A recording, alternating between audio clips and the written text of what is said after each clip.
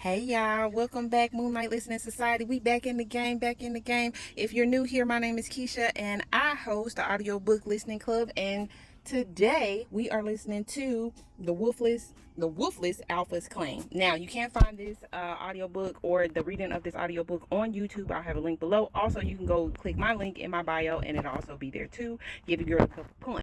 Now let's get into it. Now this is an interesting book, y'all. I've been listening to different ones. So this one I actually like because the main character, one, is a sister, and two, she got a little fight in her. She got a little spunk in her. I like that about her. So let's get started with the Wolfless Alpha's Claim. The main characters in this are Miriam. Miriam is the main character. Xavier is a good name, but he is a main character. Lydia, her friend, will be a main character, and Jacob will be a main character. Now, will I remember all these names later? I hope so. Y'all know I'm bad with names. Also, this book is written by Jackie Kitra. I want to make sure I'm saying that right. I'll shout her out in the comments below. Okay, so to start the story, y'all, Miriam is in Turkey and she is a medical student. She is becoming a doctor. Something tragic happened in her past. They're not going to go into it until inside the story. I'll let y'all know about that later. Then Xavier is the Alpha King of in a far place. Oh, in Canada. He in Canada and he has a home there. He is going through some stuff. A tragedy happened within his family. I'm gonna let y'all know about that too. So he got an attitude. He always Miriam show up one day and change his whole life. So that's the basis of it. So to get everything started, Miriam is a medical student and she has come to visit Canada to come see her friend Lydia. She has Lydia because she comes stay at her house. Lydia said, cool. Now, spoiler alert, Lydia is a werewolf and she stays at the Alpha's house with all the other werewolves. She also did not tell Miriam that she was a werewolf. She told her, but she didn't believe her, so that's a whole nother thing. I'll let y'all know about that later. Anyways, story getting started. Lydia has picked up Miriam from the airport. They going to the house. She a little weirded out because Lydia keeps saying little stuff, but but I love Miriam because Miriam is like so sarcastic. She just be like, she just say little stuff when stuff don't make sense. She give real like sarcastic black. Also in this, she also has a British accent, which gives it just a little extra touch. I love it. So then they go on to the house. They finish out and everything is cool. They get to the house. Now, what Lydia did not inform this woman of is at the house, because of the tragedy that happened in the Alpha's past. Y'all know if the Alpha is affected, the whole pack is affected. So a couple years ago, a tragic thing happened. They don't go into the tragic thing in the beginning. I'll let y'all know in part 2. The tragic thing happened to his family. He's been dark ever since. He's been grieving it. It's a big storm. It's always wintertime at their house. It's even cold in the summertime. It's middle of summer. It's freezing at their house. So that it just broods and broods and broods. Now again, his pack is still there. He, as far as everybody knows, is wolfless because of the tragedy. So everything is going on. What's her name again? So they on the way to the house and stuff. So they get to the house and they get out the car and they like, oh, who is, she like, oh, what's this? She was like, why it's so cold out here in the middle of it's summertime. She was like, yeah, that's just Canada. And she was like, bitch, that's not Canada. It's supposed to be 92 degrees outside. What's going on at y'all and stuff? So then so she keep on going. So Miriam nickname is Mimi, and they really do name her Mimi and the thing. I'm not just changing it just for the kicks. So Mimi is at the house, and again, she getting weird vibes from her friend, and she was like, "Oh yeah, this is the pack house," and she was like, "The pack house?" She thought it was just a weird name that Canada people call the main house. So she's like, "Okay, so you live in a castle? Like you stay in this big ass house?" She was like, "Oh no, I stay in one of the rooms. I'll tell you about it later, girl." And she was like, "Okay, you being so sus right now. Like, what the problem?" So eventually they go into the house and of course it's freezing. Everybody stopped looking at them and everybody's just looking at them like, what's going on? Like, she got a booger on her face. So she was just like, what?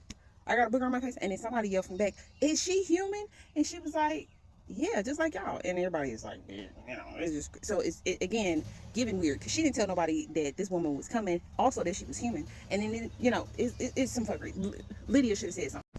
So then they keep on going. Eventually they walk a little bit further in the house and a big black figure full of anger and grief walk up on Mimi and Lydia. And of course Lydia bow because, that's her alpha. That's who that was. That was Xavier. This is where we see Xavier.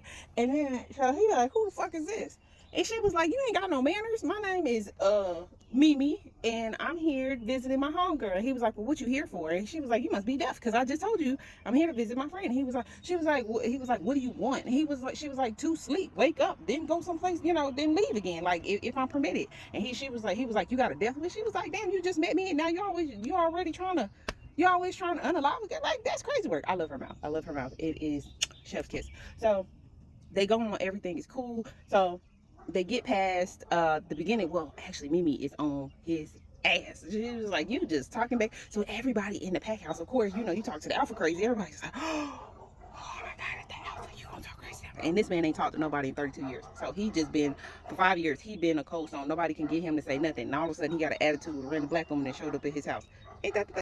So she asked Lydia questions like, girl, what's with everybody looking at me crazy? And what's with big, dark, tall and scary in there? And she was like, oh, that's my alpha. And it was like, the alpha or what? She was like, don't even worry about it. And then she was like, no, you gonna stop saying don't worry about it, because I'm worried about it. I'm at this man's house. He already offered to unlive me twice. Then I didn't cuss him out on the accident. Well, a little bit on accident, because that's my mouth. And she keeps saying I don't have no survival skills, because I'm gonna keep saying what I want to say. I'm gonna say what I want to say. I don't care if he do turn into a big scary wolf. He turned into a big scary wolf. So they again, Lydia is like dodging the question, dodging the question. So eventually this lady, she hearing noises in the middle of the night while she's trying to sleep.